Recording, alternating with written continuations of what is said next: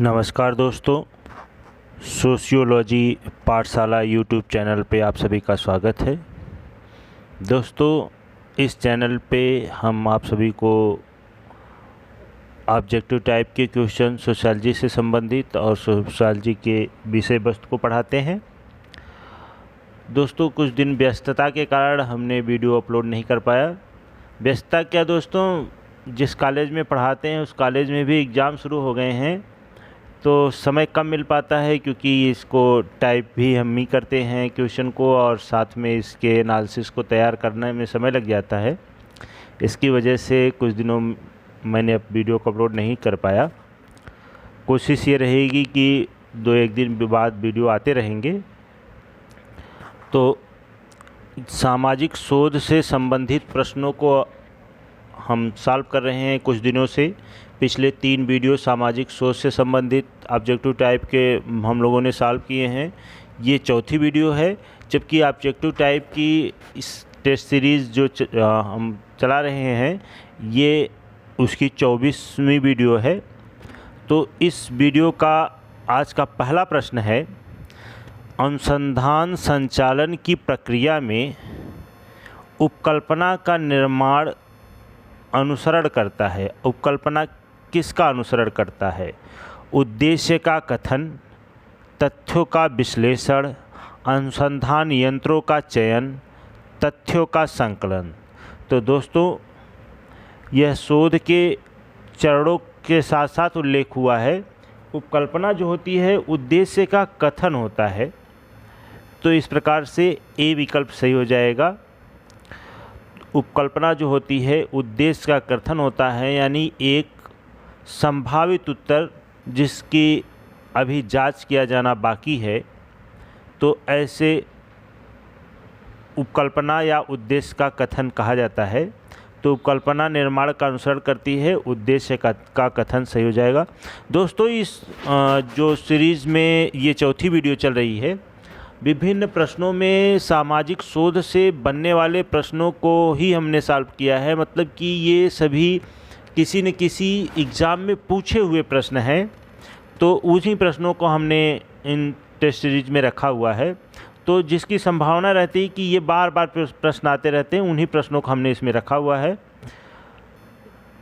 तो आज का दूसरा प्रश्न है, कौन से निदर्शन में जनसंख्या को विभिन्न स्तरों में बांटा जाता है और फिर निदर्शन का चुनाव विभिन्न स्तरों से किया जाता है?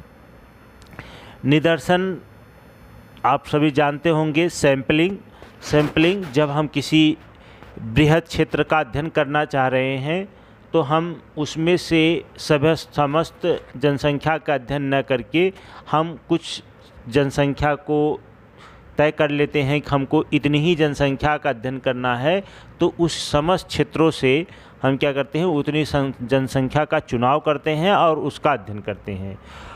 तो जनसंख्या के चुनाव के कई तरीके हैं, कई पद्धतियां हैं। तो समस्त तरीकों में एक तरीका ये है, उद्देश्यपूर्ण निदर्शन, अकस्मात निदर्शन, कोटा निदर्शन, स्तरीकृत निदर्शन। ये सभी जो है निदर्शन के चयन की प्रक्रियाएं हैं, जिसके माध्यम से हम निदर्शन का चुनाव करते हैं। तो दोस्तों, इसमें पूछा हुआ है कि विभिन्न स्तरों में बांट करके जब हम निदर्शन का चुनाव करते हैं, तब उसे हम क्या कहते हैं? तो इसे कहा जाता है स्तरीकृत निदर्शन, स्तरीकृत निदर्शन, स्ट्रैटिफाइड सैंपलिंग। तो इस प्रकार से डी विकल्प क्या हो जाएगा, सही हो जाएगा।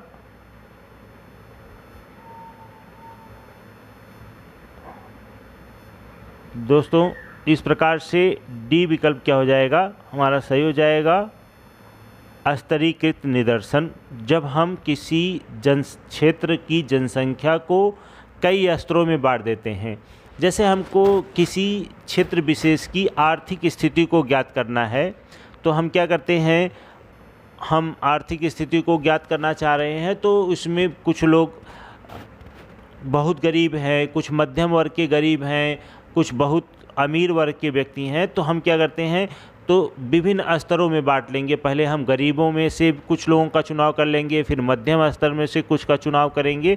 तो हम किसी स्तर में पहले तो उन्हें हमने 3 स्तरों में बांटा, गरीब हैं, मध्यम वर्ग, सामान्य वर्ग में हैं, उच्च धनिक वर्ग में है। तो हम 3 वर्गों में बांट करके फिर उसमें से हम सैंपलिंग करते हैं, तो इसे बोला जाता है स्तरीकृत निदर्शन।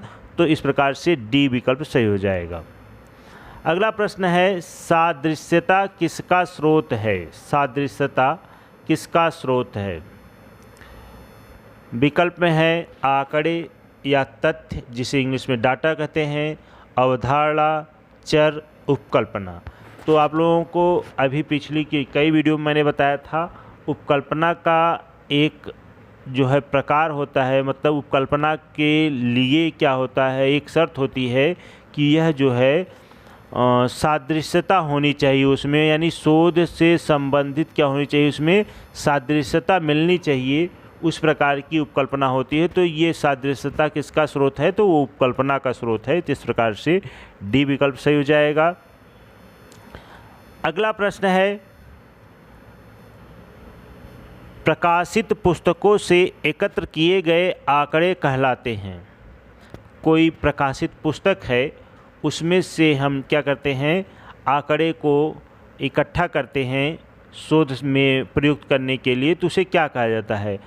प्राथमिक आंकड़े, प्राइमरी डाटा, द्वितीयक आंकड़े, सेकेंडरी डाटा, तृतीयक आंकड़े, टर्शरी डाटा, उपरोक्त में से कोई नहीं। तो जब हम किसी क्षेत्र विशेष में जा कर के स्वयं से पहली बार डाटा को कलेक्ट करते हैं तो वह कहलाता है प्राथमिक डाटा। जबकि पुस्तकों में प्रकाशित या किसी शोध से या रिसर्च पेपर से हम कोई आंकड़े ले करके उसको अपने शोध में सम्मिलित करते हैं, तब उसे द्वितीयक आंकड़े कहते हैं।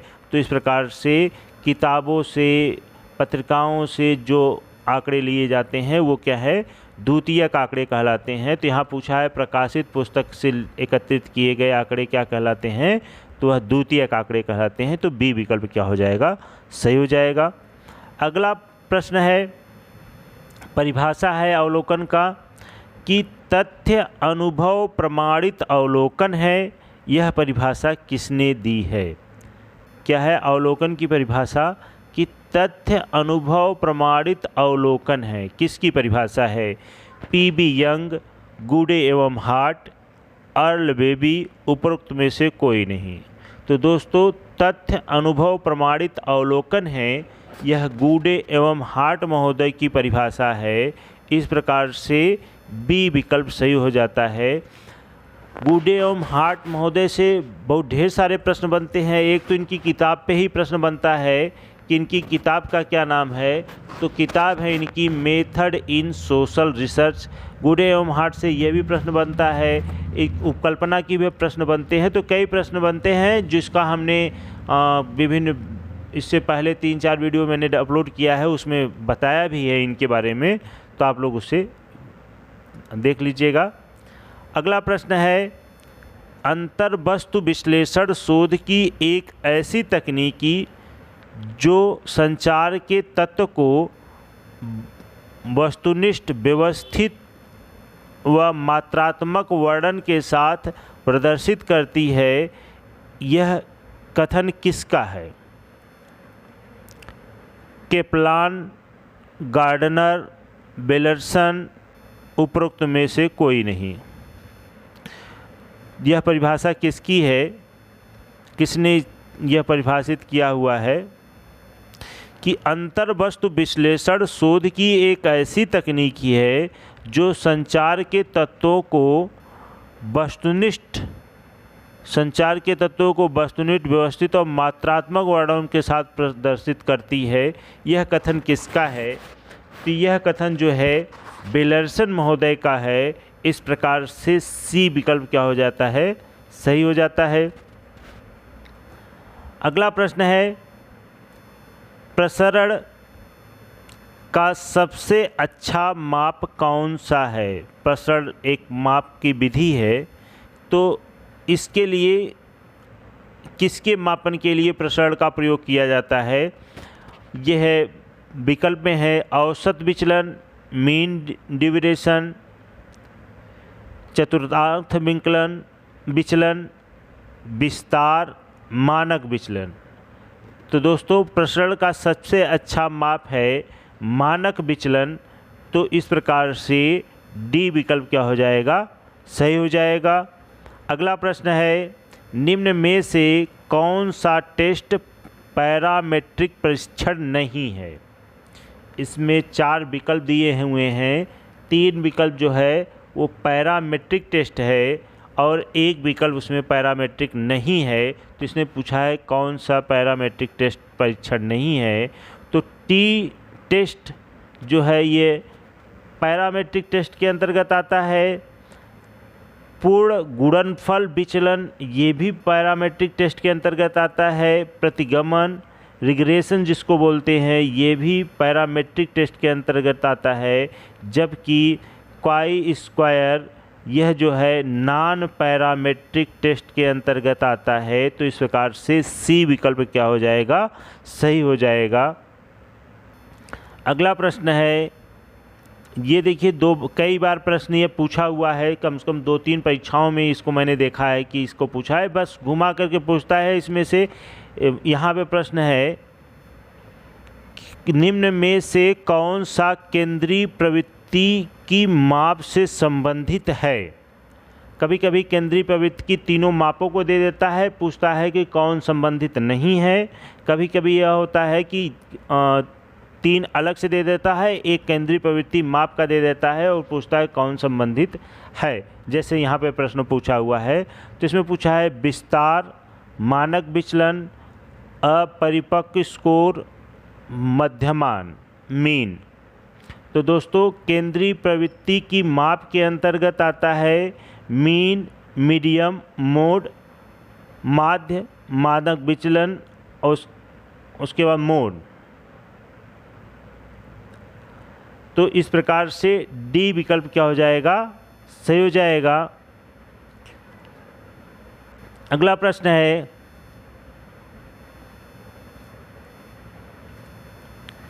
किस अनुसंधान अभिकल्प में उपकल्पना की निश्चित रूप से आवश्यकता होती है। किस अनुसंधान अभिकल्प में उपकल्पना जरूरी है कि उपकल्पना का निर्माण किया जाए। किस अनुसंधान अभिकल्प में, तो वर्णनात्मक अनुसंधान अभिकल्प, व्याख्यात्मक अनुसंधान अभिकल्प, अन्वेषणात्मक अनुसंधान अभिकल्प, उपरोक्त में से सभी। तो बता दें दोस्तों, अन्वेषणात्मक शोध अनुसंधान अभिकल्प जो होता है इसके लिए परिकल्पना जरूरी है। बिना परिकल्पना के हम इस प्रकार के शोध को नहीं कर सकते हैं।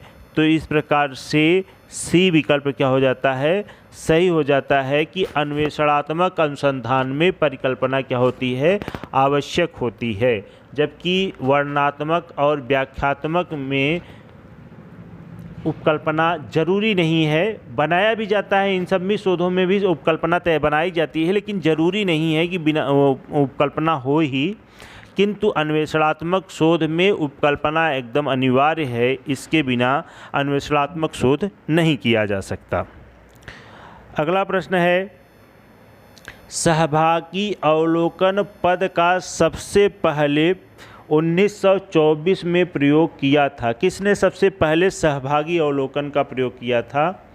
विकल्प में है लुंडबर्ग, पी.बी. यंग, मोजर, लिंडमैन। तो दोस्तों सहभागी अवलोकन का प्रयोग सबसे पहली बार सामाजिक शोध में लिंडमैन महोदय ने किया था। तो इस प्रकार से डी विकल्प क्या हो जाएगा, सही हो जाएगा।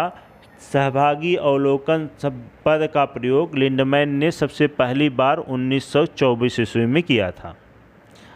अगला प्रश्न है, समस्त विज्ञानों की एकता केवल उसकी पद्धति में है, न कि उसकी अध्ययन सामग्री में। उपरोक्त कथन किसका है। समस्त विज्ञानों की एकता, देखिए ये परिभाषा है, समस्त विज्ञानों की एकता केवल उसकी पद्धति में है, न कि अध्ययन की सामग्री। कोई भी विज्ञान तब कहा जाएगा कि उसकी पद्धति जो है वैज्ञानिक हो, न कि अध्ययन वस्तु क्या है। इसके संदर्भ में यह परिभाषा किसकी है? T B Bottomore, Lundberg, Karl Pearson, Stuart Chase. तो दोस्तों यह परिभाषा समस्त विज्ञानों की एकता उसकी पद्धति में है। यह कई बार परीक्षाओं में पूछा हुआ है। तो यह जो है कार्ल पियर्सन महोदय की परिभाषा है। तो इस प्रकार से सी विकल्प क्या हो जाएगा? सही हो जाएगा। अगला प्रश्न है, विज्ञान का संबंध विषय वस्तु से न होकर अध्ययन पद्धति से है, यह विचार दिया है। ध्यान रखिएगा, दोनों परिभाषाएं लगभग मिलती जुलती परिभाषाएं हैं, लेकिन दोनों अलग अलग विद्वानों की हैं। अभी मैंने बताया कि विषय वस्तु से नहीं, अध्ययन पद्धति से होता है। इसमें भी सीधा सीधा वही पूछा हुआ है, विज्ञान का संबंध विषय वस्तु से नहीं, अध्ययन पद्धति से है। तो दोनों में अंतर सिर्फ वाक्यों में अंतर है, बाकी परिभाषाओं में सेम चीज़ें कही हुई हैं। परिभाषाएं दोनों अलग अलग विद्वानों की है। तो विकल्प में है Stuart Chase, B Steed, Kingsley Davis, Karl Pearson. तो यह परिभाषा विज्ञानों का संबंध विषय वस्तु से न होकर अध्ययन पद्धति से है, यह परिभाषा जो है स्टुअर्ट चेज महोदय की है। तो इस प्रकार से ए विकल्प क्या हो जाएगा? सही हो जाएगा। अगला प्रश्न है, विस्तृत अर्थ में विज्ञान पद्धति तथ्यों के व्यवस्थित निरीक्षण, वर्गीकरण एवं विश्लेषण में निहित है। यह वक्तव्य वैज्ञानिक पद्धति के बारे में किसने कहा है? वैज्ञानिक पद्धति के बारे में ये परिभाषा है किसकी है कि विस्तृत अर्थ में वैज्ञानिक पद्धति तथ्यों के व्यवस्थित निरीक्षण, वर्गीकरण एवं विश्लेषण में निहित है। व्यवस्थित निरीक्षण, वर्गीकरण एवं विश्लेषण में निहित है। ये किसने कहा है? Karl Pearson, MacIver Page, Lundberg या फिर बोटोमोर। तो यह परिभाषा जो है लुंडबर्ग महोदय ने कहा है। तो इस प्रकार से सी विकल्प क्या हो जाएगा? सही हो जाएगा। लुंडबर्ग महोदय ने कहा कि विस्तृत अर्थ में वैज्ञानिक पद्धति तथ्यों के व्यवस्थित निरीक्षण, वर्गीकरण एवं विश्लेषण में निहित है। अगला प्रश्न है, survey method in social investigation. सामाजिक शोध से कई प्रश्न जो है पुस्तकों से बनते हैं। बहुत बार बहुत सी पुस्तकों का ही पूछ दिया जाता है कि कौन सी पुस्तकें किसने लिखी हैं। तो ये हम हर शोध से संबंधित प्रश्नोत्तरी में 2-3 पुस्तकों को ज़रूर लाते हैं। तो ये पुस्तक है survey method in social investigation. यह पुस्तक किसने लिखी है? पी.बी. Young, Lundberg, C.A. मोजर, उपरोक्त में से कोई नहीं।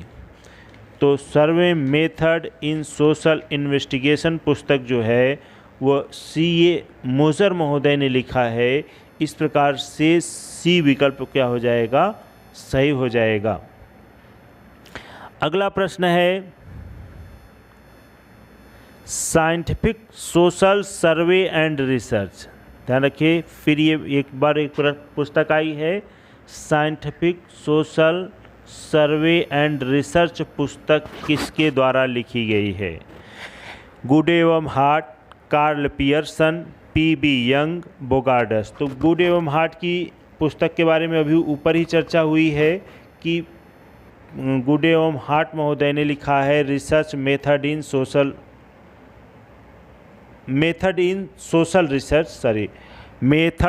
सोशल रिसर्च पुस्तक जो है वो गुड एवं हार्ट महोदय की है। यह पुस्तक जो है scientific social survey and research पुस्तक जो है ये जो है आपकी पी.बी. यंग महोदय ने लिखा है। तो इस प्रकार से सी विकल्प क्या हो जाएगा? सही हो जाएगा। अगला प्रश्न है, सामाजिक अनुसंधान के संदर्भ में कौन सा कथन सत्य है?